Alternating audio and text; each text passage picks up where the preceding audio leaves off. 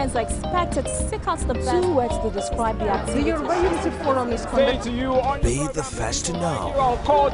From the north, south, east, west and around Africa. Presidential we break the news. Women in Nigeria. Now you can catch all the actions live as the news breaks. We are Core TV News. Welcome to Core TV Primetime News. A 24-hour news station. An African proverb says the best time to plant a tree was 20 years ago. The second best time is today. Good morning and welcome to December. I am Nifemi Ogutoye right here on Core Digest, exclusive to Core TV News. How's the night? Hope you woke up on the right side of the bed. In case you didn't, now let's make it right for you. Last week we started talking about the role of women and their participation in politics, not only in Africa but in Nigeria. Now this morning I'm about to show you one interesting picture. Have you noticed the particular female figure on the 20 naira note?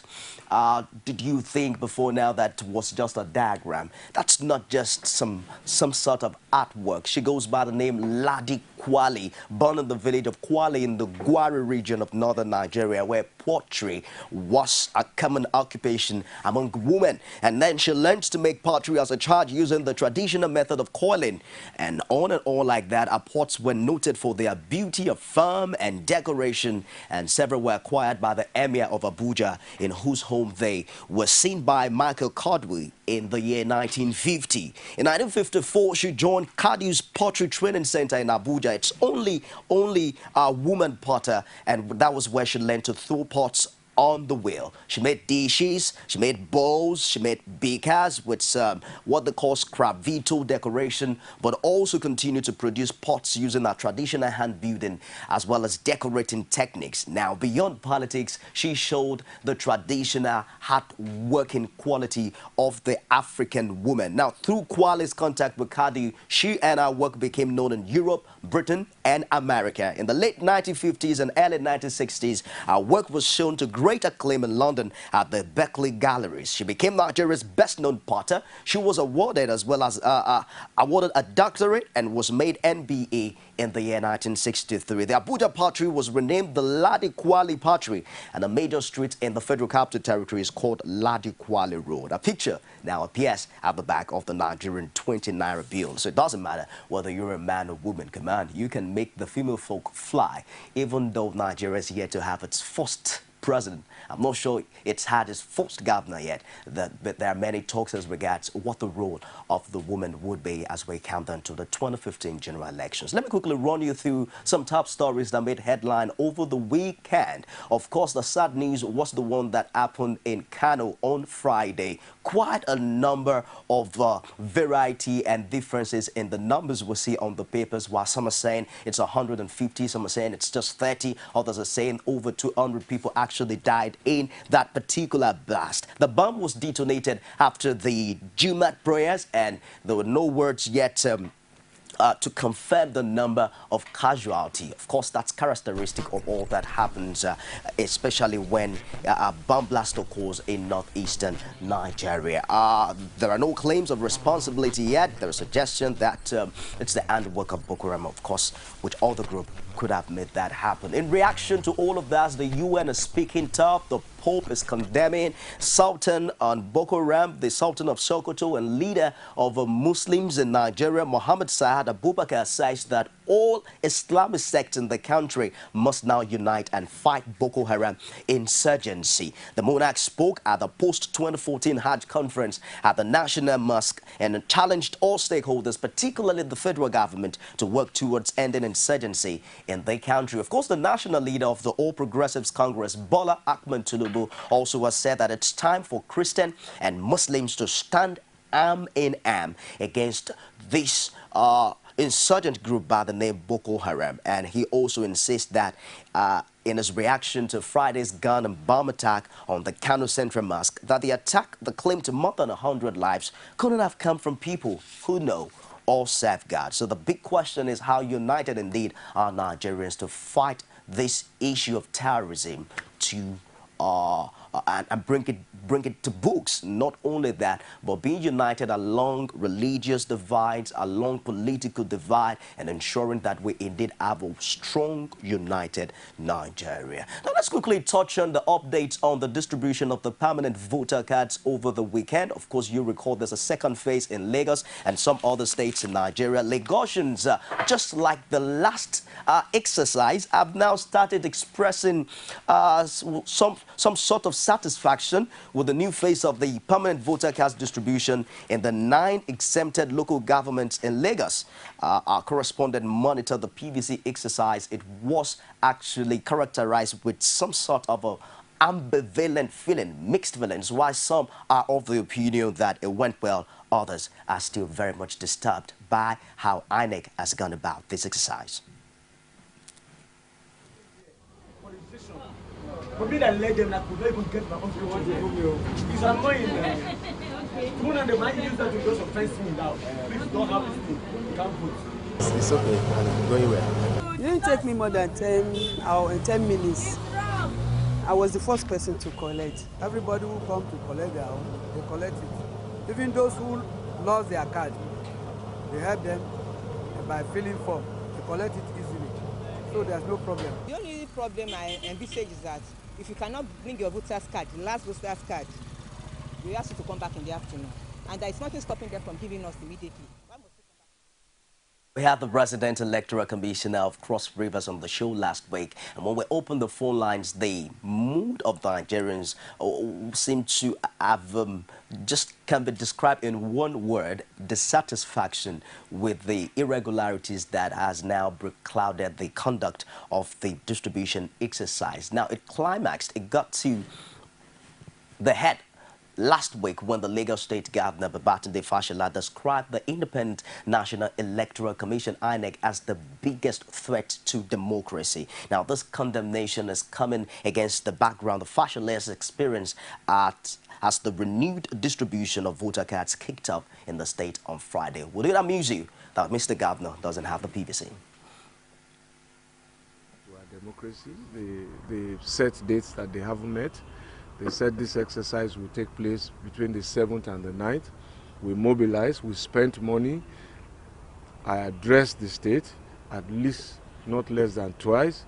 We held stakeholders meetings, getting people ready. We put all of those resources out there only for INEC to change the game in the middle, to say that it is no longer all the local governments. They broke it into 2.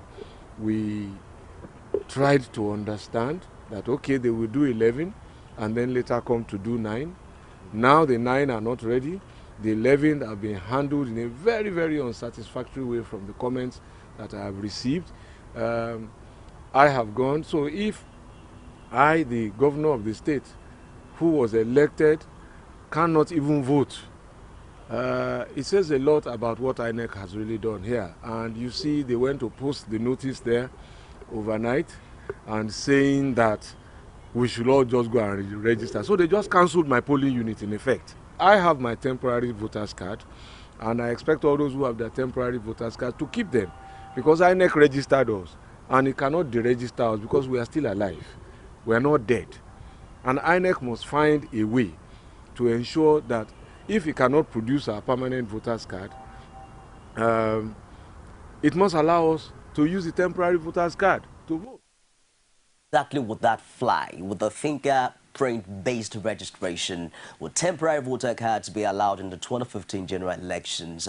For the last time I checked, INEC would say no. But we'll talk more as we get that particular issue subsequently in the course of the show today. Now, trade of words, and of course, last week, Thursday, you recall, about 2 weeks ago, you recall the drama that took place at the floor of the House of Assembly. There's another particular trade of words ongoing now between the Ekiti State Governor and the former President of Nigeria, Olusegun Obasanjo. I'll let you into all of that subsequently in the course of the show. I'm joined this morning in our live studio in Lagos by the National Publicity Secretary of the All Progressives Congress, LAI MOHAMMED. Good morning, and thank you for joining us today. Good morning. Let's kickstart with the issue of security as we begin to talk about the issues and controversies ahead the 2015 general elections. This is a national platform, and one of the characteristics of the show is that we involve viewership participation and the viewership cuts across almost all the states in Nigeria. There's a feeling amongst the people that both the government in power and the opposition have not been able to unite, come together to fight this one common enemy by the name Boko Haram. I think that's a very unfortunate mindset or perception. Unfortunate in the sense that by our constitution, the commander-in-chief of the armed forces is Mr. President, and he is the one who deploys troops, and he is the one who has sworn to secure all our lives and property. To that extent, there's no dual responsibility between the opposition and the president. All that the opposition can do is to support every genuine effort of the federal government in ensuring the security of lives and property. First, within their domain, and general and nationally. And I must say that without being immodest, the APC has done its own fair share of ensuring that the lives and property of the people of its subjects have been the top priority of the various governments. You see, you must not forget that Lagos State today probably has the highest rate of security. It's not by accident. It's simply because the government and the governor of Lagos State have invested in security of lives and property. If I might quickly cut in, Ladi, in other developed climes, we've seen opposition also run some sort of a parallel government, showing the incumbent what they could have done differently, some sort of a model, an alternative to developing issues like this. Would you say, what exactly do you think that APC would have done differently in this, I think you're again confusing models. In the parliamentary system of government, you have a shadow cabinet. We don't run a parliamentary system of government. But despite that, any close observer of politics in Nigeria and who is honest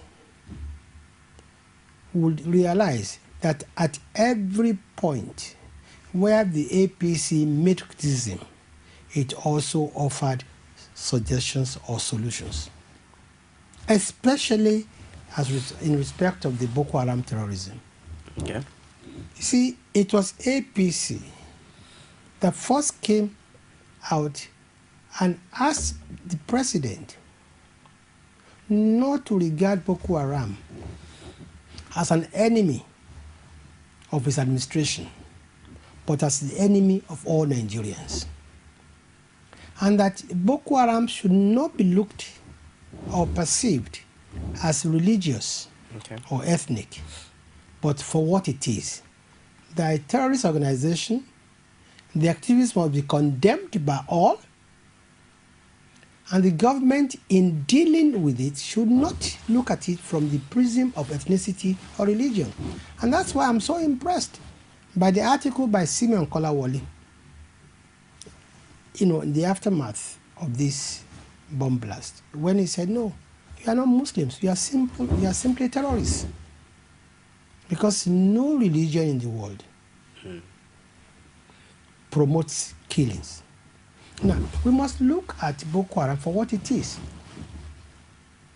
And we must look at the underlying factors of Boko Haram and address them. And we must not allow the antics of some fringe elements to destroy Nigeria. Unfortunately, some of our media don't even help matters either.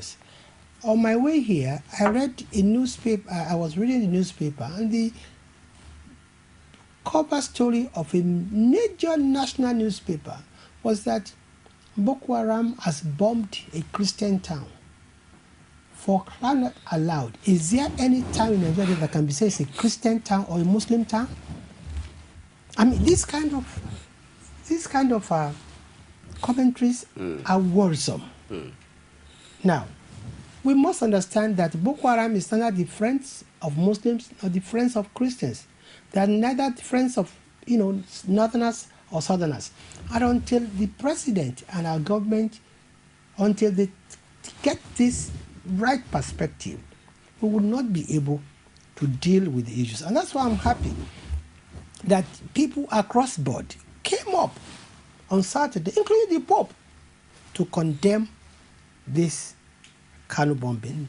And they didn't see it as a bombing by Christians against Muslims or Muslims against Muslims. They saw it as abominable, they saw it as condemnable, and that we should wake up and realize that even those who have been arguing that actually, Boko Haram is an attempt by some people to Islamize Nigerians, have seen by what happened in Kano, what has been happening before, that Boko Haram has set out to destroy this country. We must all unite. There's a growing call now for the impeachment of Mr. President.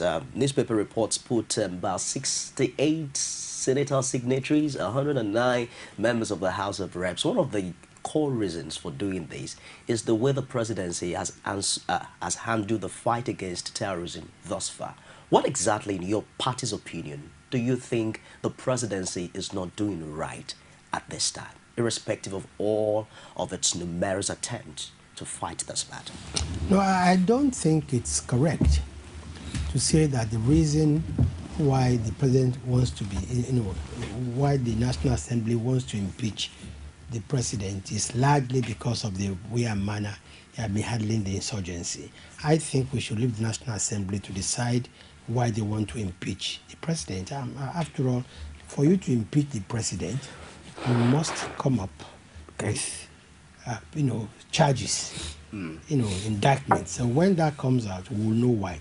But I will still, address your issue, which is what we think the government is not doing well enough, in the fight against Boko Haram. And I think for more than a year now, we had serially been advising government on how we believe that the Boko Haram issue should be tackled. And I don't think the president has taken any of our advice seriously. Again, we'll repeat it. We'll repeat our advice. One, we believe that the government must have a comprehensive and holistic counter-terrorism strategy. As of now, there is none. We believe, and we advise Mr. President, that there's nowhere in the world where terrorism has been defeated using the military option alone. That Mr. President should also consider the economic, the political, and the social. By the political, we mean engagement, we mean dialogue. The federal government attempted that. Listen, you see, if you have a problem with your wife and you attempt once, are you going to give up? But I'm coming to that. You see, the genuineness of Mr. President, of the presidency, in their so-called attempt to engage the Boko Haram is suspect. Don't forget, the same government said they cannot negotiate with terrorists. At a point in time, they said they cannot negotiate with ghosts. Yet they set up several committees to negotiate. The question is, who are they negotiating with? Then on October 17, this same government informed us that they'd reached a ceasefire agreement with the Boko Haram insurgents. Who then were they speaking to? Who did they negotiate with? Only for them to come back Actually, it didn't even come back to us. It was the terrorists that came back to us and said, no, they've not been in talks with anybody.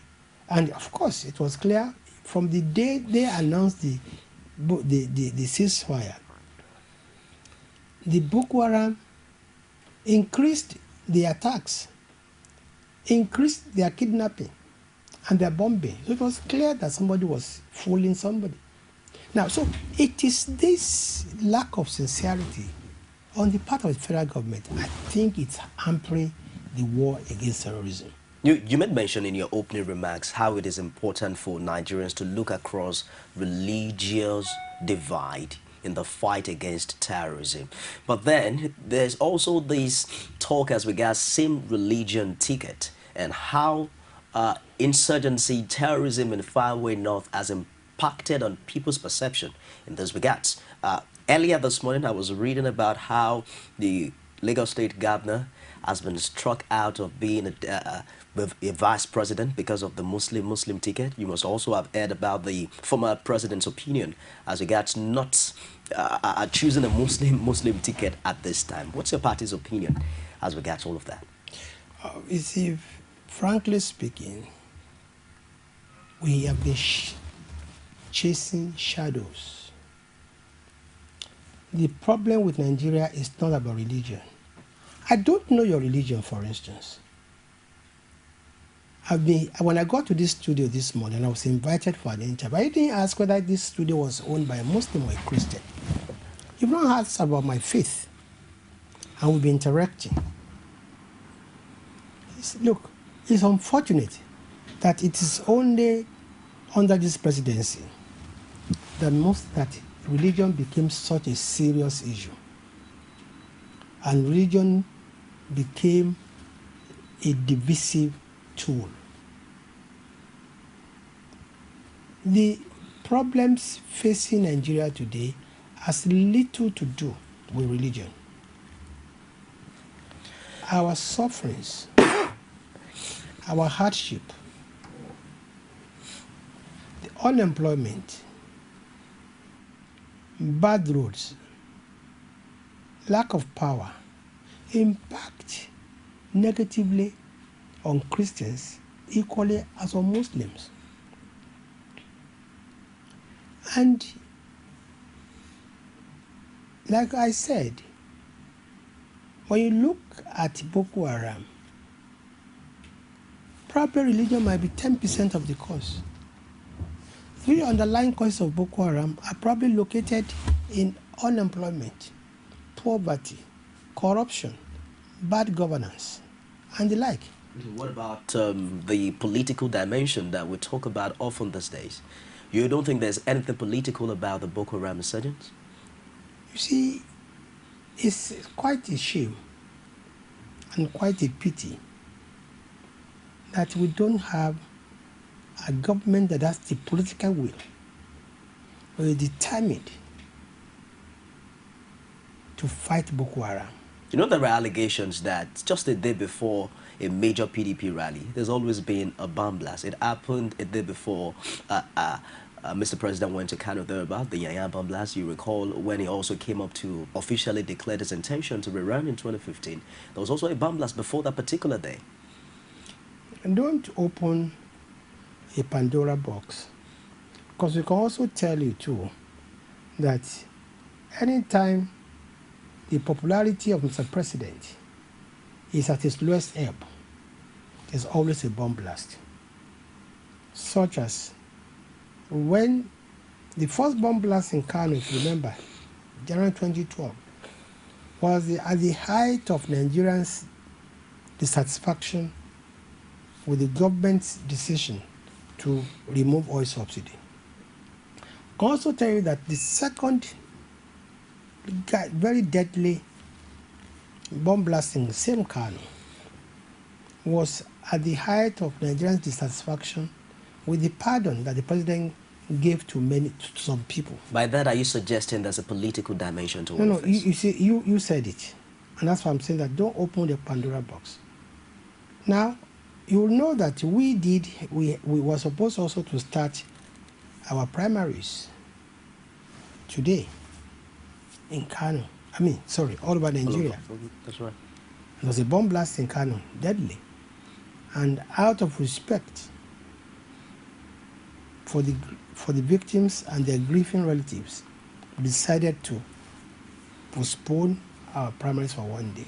Now, you see, we would say that whether it is political, religious, economic, or social, the important thing is to have a government that has the political will. Let us lose touch on where we were coming from. Will your party, the APC, field a same religion ticket for the 2015 presidential election? Why are you in a hurry? We have demonstrated in our party that will be guided by the Constitution and our guideline. And when we printed presidential forms, we didn't print just one form like some other parties did. But nobody is going to stampede us into saying this is what we are going to do. The people of the members of our party, guided by the constitution of the country and our guidelines, will decide who's going to be our running mate. And that's why all people we're talking today, you can see all our aspirants going all over Nigeria. We have Christians among them, we have Muslims among them.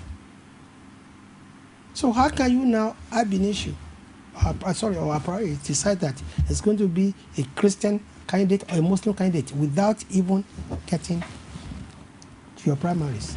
And by the grace of God, by the 11th of this month, a candidate will emerge. Then the search for I was actually referring to president, vice president. Is there a plan on the way to ensure that both candidates do not come from the same religion?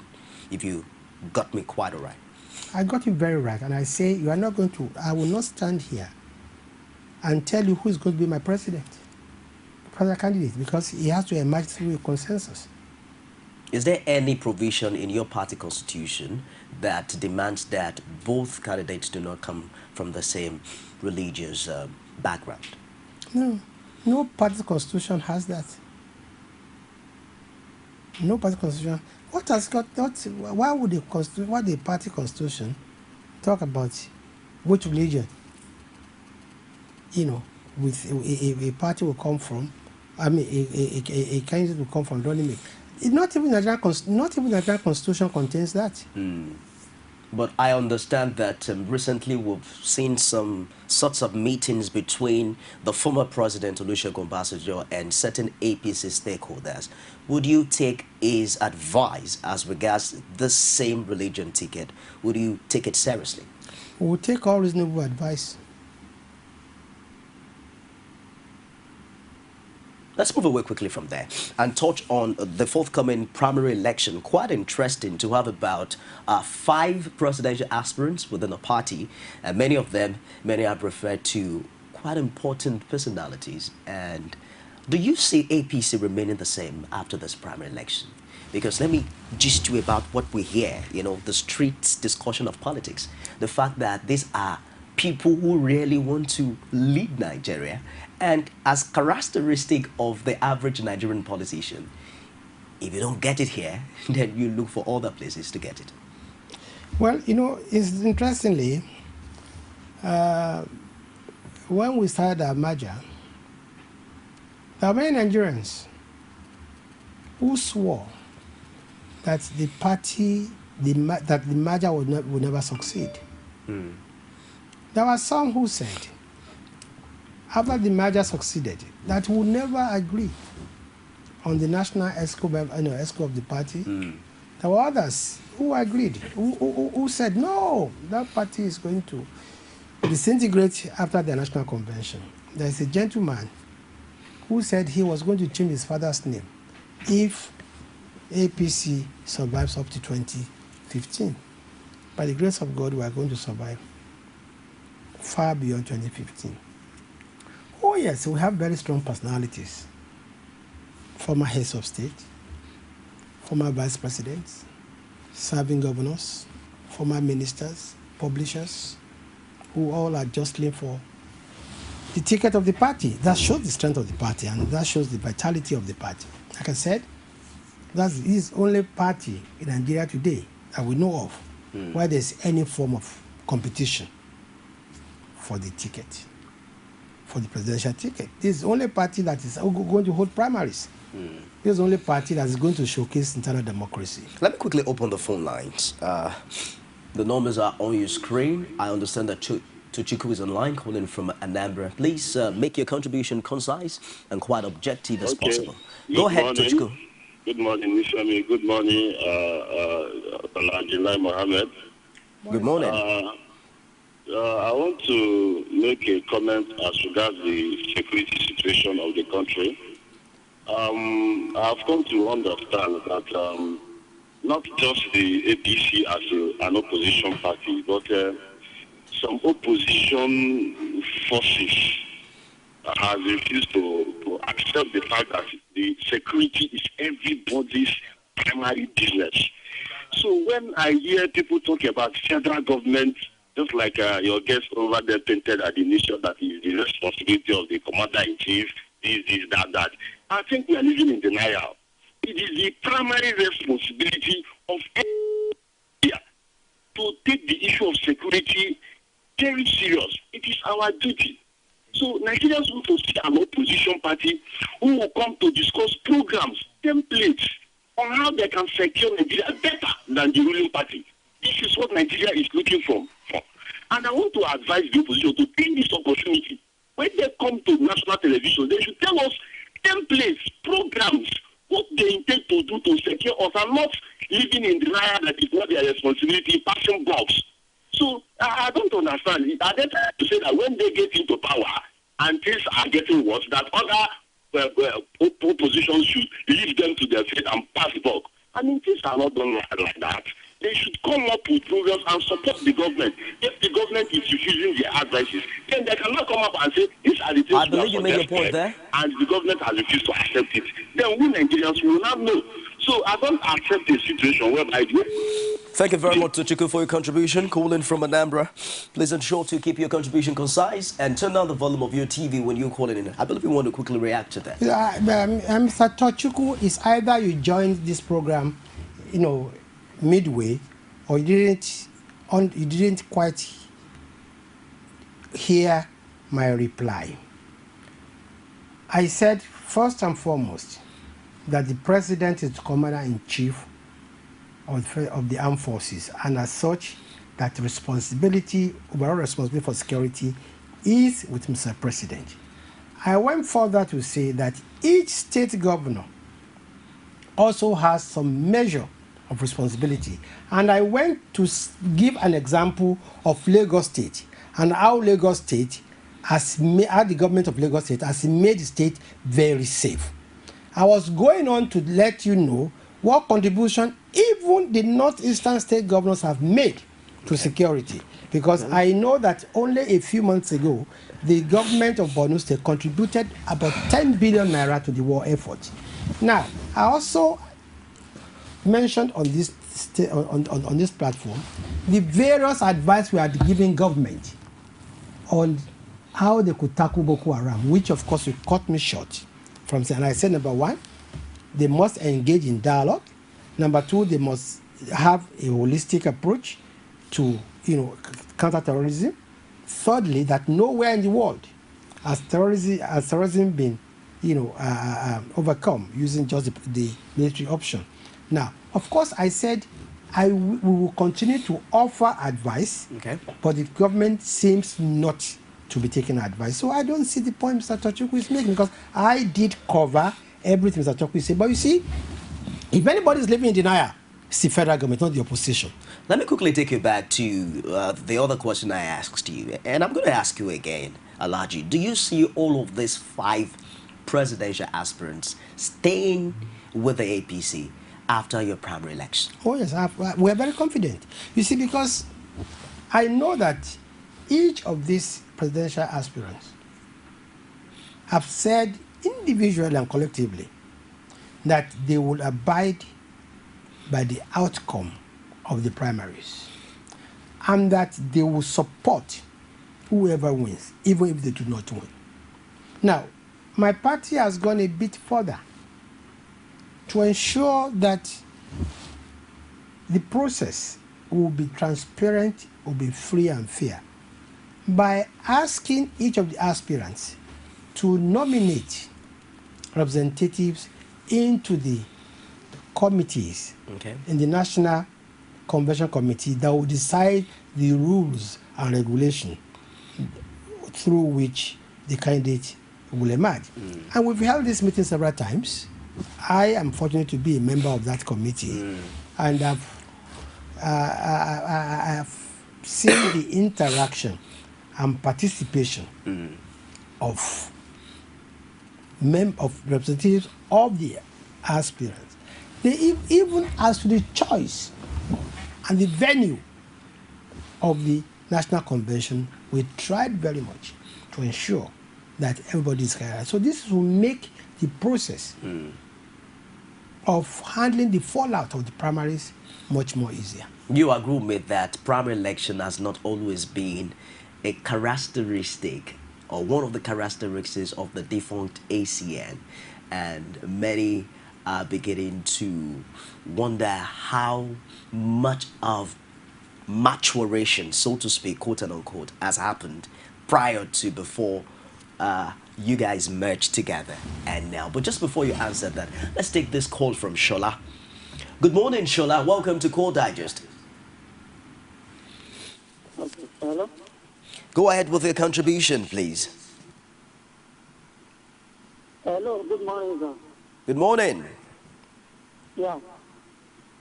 So I would like to ask our guest this question, sir. Please, sir, I would like to advise you, sir, on your on your party, sir. The candidate that you know that you are going to provide. As we heard it, they will say that the APC, they are likely to go on a consensus. But as they had it in the newspaper, like Alhaji Atiku Abubakar said, that, you know, he will prefer to go to primary instead of taking the consensus. Please, I would like, this is your chance for now. The people want change in Nigeria. So I want you to advise your candidates to make sure that they are corporate in themselves to give for the one candidate that we know that is going to be a change for Nigeria to defeat Mr. Jonathan. So that's my question. I want you to answer to that. Thank you, sir. Thank you very much, Shola. Calling from Osho. Well, Ms. Shola, I thank you for your contribution. But you see, this is precisely the challenges of democracy. We are not averse to a consensus, but that consensus must be genuine. It must come from all the aspirants. If all the aspirants meet today and tell us, APC, we've agreed, Mr. A is our best candidate and we're all going to vote for him, we'll say thank you. We'll still say, on the 11th of December, you come and still vote and choose him. Now, Nigerians, on the one hand, are clamoring for consensus. On the other hand, they're accusing us of lack of democracy. No. We will be guided by our constitution. And as of today, even if the aspirants all meet together to talk and to agree on a candidate, they will still, in accordance with the Electoral Act, come to the National Convention and cast their vote for that candidate. Let's take now, this call. Going back to your question. Just a minute. Please just hold that thought, LAI Mohammed. Let's take this call from Abuja. Good morning, Hamid. Hello?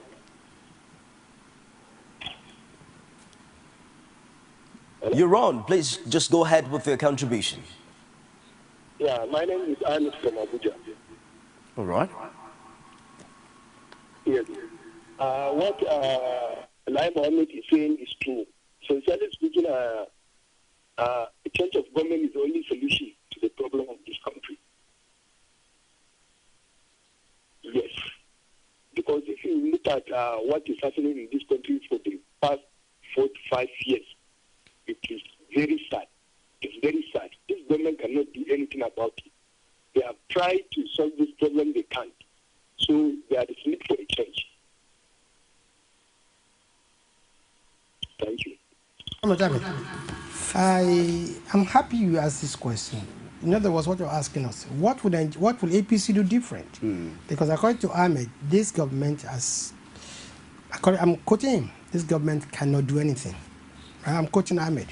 Yes, you see, the first thing we did, as soon as we became a party, was to conduct a very large scale survey to find out the problems about this country. And our findings shocked us that with a margin of 3-1, the first priority of Nigerians is actually jobs, jobs, jobs, jobs. The second priority of Nigerians is that they are also disturbed about the level of corruption.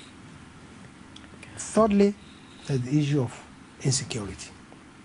So based on that, we went to our drawing board to come out with our manifesto. A new party for a new Nigeria, in which we have come to make a pact with Nigerians on what we're going to do. The first thing we're going to do, because we see jobs as the major problem of Nigeria. I hope Tochukwu is listening. Is that we are going to create 3 million jobs in the first 4 years of administration. We see security as a major challenge. We are going to reinforce our security by employing 100,000 policemen across the nation immediately. We see that our once very proud and glorious army today is a shadow of itself. We will restore that glory. How? Give them the necessary equipment, necessary training, and necessary welfare package. And our government would have zero tolerance for corruption. We're not going to, revisit anybody's past, but we'll draw a line for 2015, and we shall have zero tolerance for corruption. Let's take this call from Abuja. Good morning, Kadiri. Welcome to Call Digest.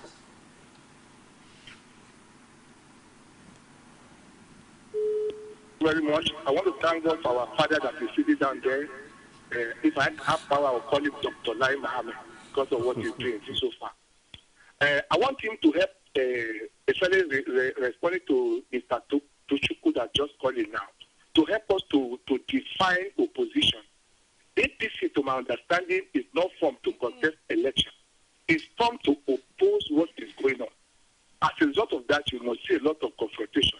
Having said that, I want him as a father, I want him to, we are seeing a lot of things in Yoruba axis, especially seeing the founding fathers like Oni of Ife and some of our big people that we are looking up to involving themselves in partisan politics, telling us who they support, who they not support, why election is not yet out. I want to believe that that is a high level of impunity from inside, at a level of that monarchy.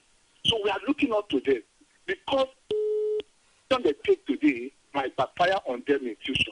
Because if anything come out, I don't think that palace will remain, and that will not be good for us. So I want to please help our fathers to help us to look for a level ground. They can support the government in place, but they should not go ahead to talk about who coming, who is not coming, when we are looking into democracy. Thank you very much, Father. Continue your good work. God bless you. Thank you, Kadiri, for calling from Abuja. Just before you react to that, I want to ask you if you are sure that all the APC presidential aspirants are united as regards primary election. Because prior to this time, there were some of them who would prefer a consensus. They have described primary election as cost implicative and favors money bags and all of that. Are all of them united as we count down to the primary election? I think I can make this clear, Kendi. We would have loved the aspirants to come together and give us a candidate of their own. But you can't force consensus on aspirants. the aspirants must meet and agree that we've sat down, we've considered, all the issues, and we believe that for the sake of the party, for the sake of unity of the party, we'll all key up behind Mr. A. But when that fails, the only other option is for primaries. And you see, we have very strong members of our party who are contesting, former heads of state, former, vice president, serving governors, publishers. I don't think that the antecedents of these people and the commitment they've shown to the party recently would allow the management of the fallout to be impossible. But you see, all I think we need to do is to ensure that it's a level playing ground for everybody. And if 5 people are going to contest the primaries of a party, of course they all know only one of them will win. There's no second prize.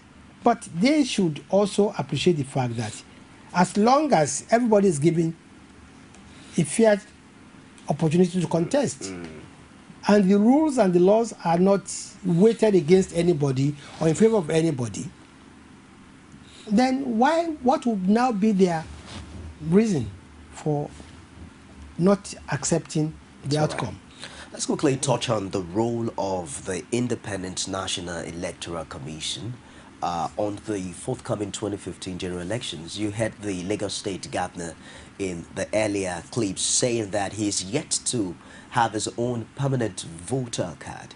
We also had a resident electoral commissioner who talked about the role of political parties in voter awareness education. I was surprised to hear that the distribution had kick-started as early as May. What role do you think, would you agree that the parties are filling actually in educating the public as regards all of this? I think if anybody is to be guilty of...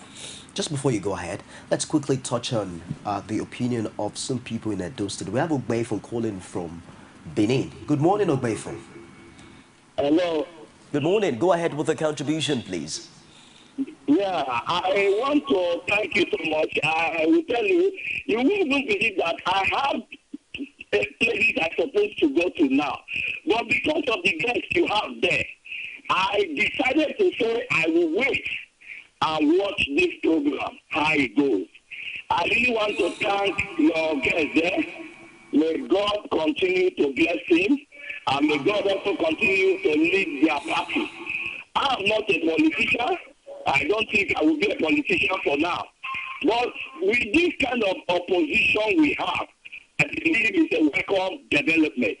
And, my brother from, I think, Tochiko called. I understand what Tochiko is. That it's not good for you to begin to talk about the issue of security for the so-called government alone. That is what Tochiko was trying to say. But I still want to let Tochiko understand something, that when you talk about the issue of leadership, you discover that the security of this country, as far as the president is concerned, he gives order, he does all things that need to be done with the army or police. So is the chief security officer number one, is not number two. So we should get that clear. Now, we should come to the state, just like your guests have mentioned. In my state here now, I have Adam Osomole, who happens to be the number one citizen of this state, and also the chief security officer of this state. So I believe if there's any problem, Mr. Governor, I will begin to ask Mr. Governor, what are you doing? So I don't think that if the opposition speaks on that direction, they are wrong. But the opposition, sir, I want to thank you so much, and I really appreciate you for this. I pray that your party will continue to grow. The people that are saying your party will be divided, they will look and see that your party continue to grow in Jesus' name. May God bless you and bless the program. Thank you very much, Mr. Boyfun. Thank you very much. You see, actually, you see what Mr. Boyfun is saying about security is that you see under our constitution today, every security, whether police, army, SSS, Navy, Air Force, are all under the federal government. It's the extra effort that state governments are doing that are making these states safe. Lagos State, for instance, had, like many other APC states, had to constitute what is called a security trust fund to assist the police. Will you believe that virtually all the ammunition, all the equipment, including rent of police stations, are paid by Lagos State government? So anybody that don't understand the role we've been playing in securing this country is being mischievous or just ignorant. But overall, only the president has the overall responsibility for security. Now to come to the question, I think when you listen to Governor Fashola, he said that the moment the INEC announced that there was going to be collection of permanent voters card, that's right, and registration, he held a broadcast to the state. He held at least 2 meetings with the stakeholders. So how can anybody say we are not, that parties should be held responsible for lack of voters education? Small fact, many of our governors declared work-free days to allow their subjects to go and collect their cards. Oyo did, Lagos did, Osun did. And when INEC says they started voters registration, PVC in May, that is not contested, it's contested. But they did it in some states. But in every state, I went and collected mine in Kwara State. And I know what my party has done to educate people, to provide logistics for them to go and collect these things. So if anybody is complaining, if anybody should be held responsible for this fiasco, it's INEC, because they've had a whole 4 years to prepare for this. They cannot come out now, a few months to election, and complain about logistics.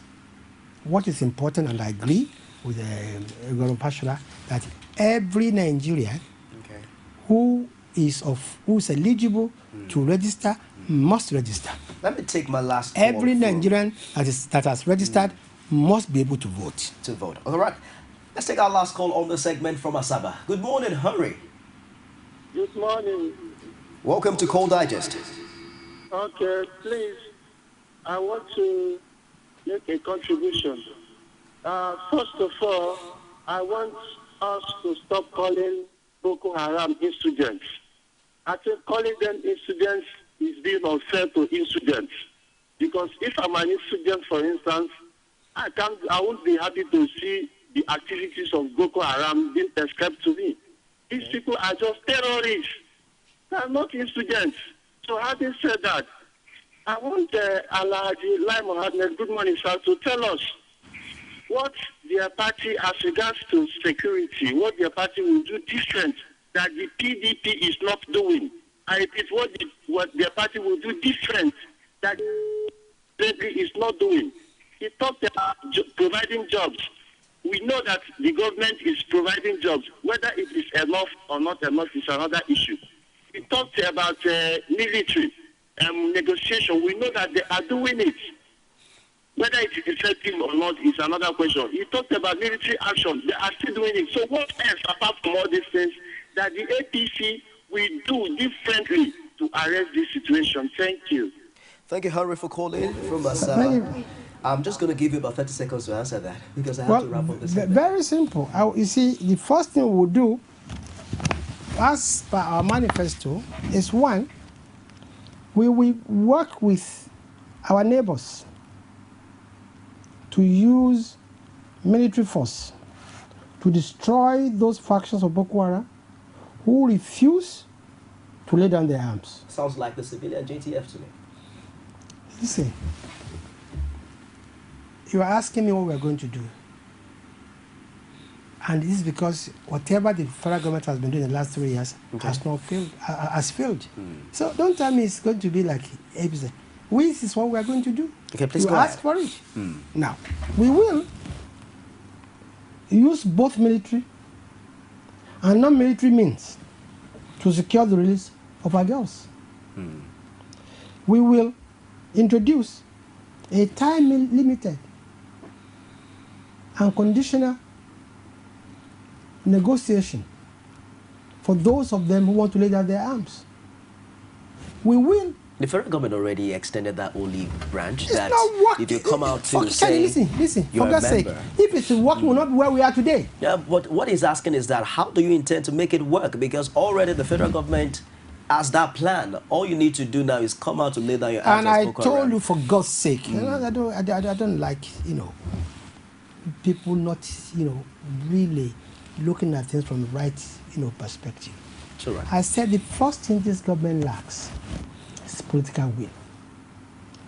And that their mindset, they continue to look at Boko Haram as if it is something to bring down the administration, rather than looking at Boko Haram primarily as terrorists. And the first thing I said, even from that France, was that Simeon Kalawole was the article, you know, this weekend was fantastic. Said these are not Muslims, they are terrorists. We should look at Boko Haram not from the ethnic, religious, or political prism. We should look at it from a holistic viewpoint.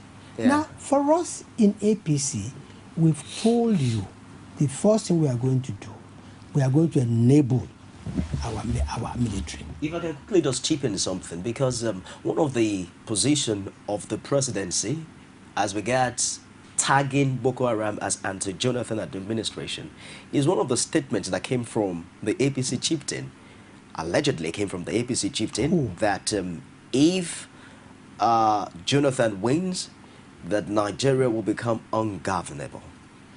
I think people must, you see, people must please be able to be a bit intelligent. When did Boko Haram start? Did Boko Haram start with Jonathan's presidency? I'm asking you. When was Mohammed Yusuf, the leader of Boko Haram, when was he killed? If you don't know, he was killed under Yaradua in 2009. Therefore, for anybody to link whatever, you know, anybody said to Boko Haram, it's just exhibiting, you know, simple, stony ignorance. But does that justify that statement if it was actually made? Which statement? That. And who made it? Was APC born what was made?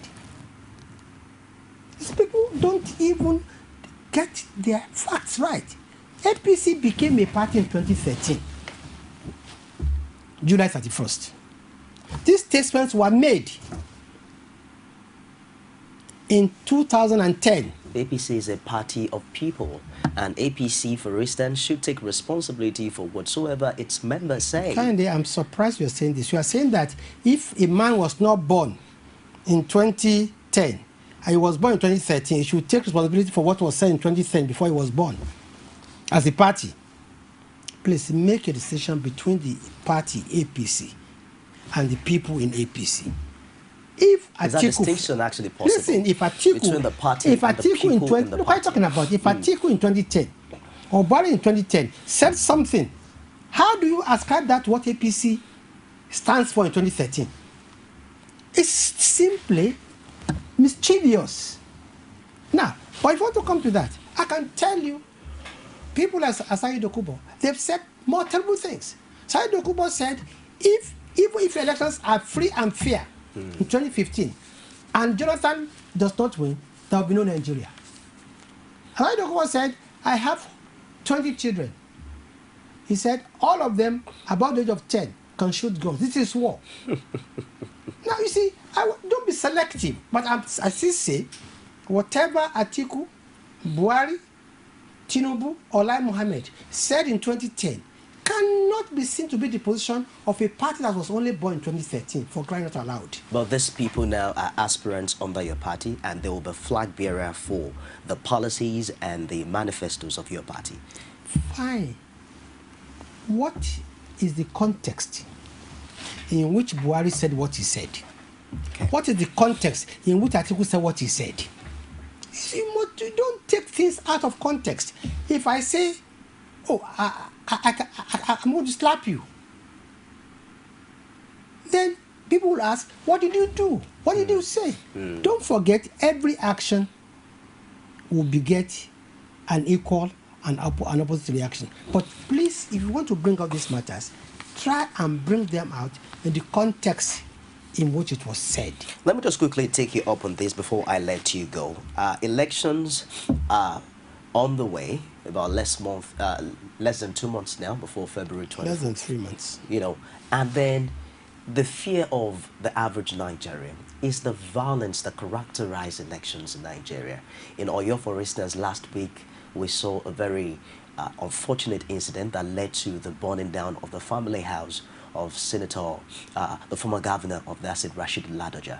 What is the stance of your party, and what would you tell electorate and the people to do differently to ensure that violence does not mar elections in 2015? Kainde, let me tell you this. You meant Nifemi. Sorry, Femi, let me tell you this. That's not the truth. If the national security is not compromised, Femi, and they are focused, opposition simply has no capacity for violence. Okay. But when national security is compromised, is partisan, then chaos will be the answer. For God's sake, if the security was up and alive to its responsibility, what happened in Oyo State would not have happened at all. But once people know that they can get away with murder, they will do so. And as somebody said, once you see this kind of violence and you cannot, arrest the perpetrators, then the government knows about it. So our advice, let security be very fair. In this case now in Oyo State, would you take the chief security officer responsible? Because you made mention, Mr. President, that his priority is security and welfare of the people. Should the Oyo State governor be taken responsible for what happened to the burning of the house of Senator Rashid Ladoja? Femi, then you have not been listening. I said the governors are titular chief security officers. The commissioner of police in Oyo State does not take order from the governor of Oyo State. He takes orders from the IG. So you must understand part of the fault of our security. They just call chief security officer. They don't call governors chief security officer. They don't even know who is posted to them. Even when they don't want a commissioner of police, they have no say in it. You're saying they are not actually in charge of the security apparatus in the state? You saw what happened in River State under Imbu. When the Imbu became the de facto governor of River State. As a matter of fact, you know it, one day he stopped the governor from entering his own house. You all saw this. I'm asked to quickly take your opinion on developments in Ekiti. 19 APC lawmakers deserting, according to the PDP now, they're already talking about having them back in the house, that they should not desert their primary responsibility of legislating at the floor of the house. You see, you can't build legality on illegality. The entire structure in Ekiti State today is illegal. When 5 or 6 people sit down to elect a speaker in a 26-member House of Assembly, locking out 19 people, whatever is the outcome of that sitting is null and void in law. And for crying out aloud, this is not the first time we're having this kind of situation in Nigeria. Any student of politics will remember that in 1979, when the PRP won the governorship election in Kaduna State, the MPN had the majority in the House. And when the governor brought his list of commissioners, they refused to approve him. But he didn't do what Fayose did. Subsequently, he was impeached. That's democracy. Now, what is happening in Ekiti State today is an anomaly. But does that mean that these lawmakers should now leave the house? For instance, they are saying that the speaker, for instance, is saying he remains the speaker of the house. If he remains the speaker of the house, shouldn't he be in the house? Femi, until you reverse that illegality, and the governor is made to accept and recognize that he is the original speaker, what are they doing there? And two, where were you, Femi, when the same speaker shouted to the whole world that his life was in danger, that even electricity supply to his own house had been cut off and to his house had been cut off? Are you optimistic about the court bringing justice in time because of the history of court cases in Nigeria? We don't have any other option, unless you're asking us to go and take up arms, which we will not do. We still have to trust in the judiciary. LAI MOHAMMED is the National Publicity Secretary of the All Progressives Congress. Thank you very much for joining us today on Core Digest. You'll always be welcome. Thank you very much. We'll take a short break now. I'll be back with top stories making headlines on the newspapers, and we'll have the opportunity to take some other issues on the show today. Stick around, don't go away.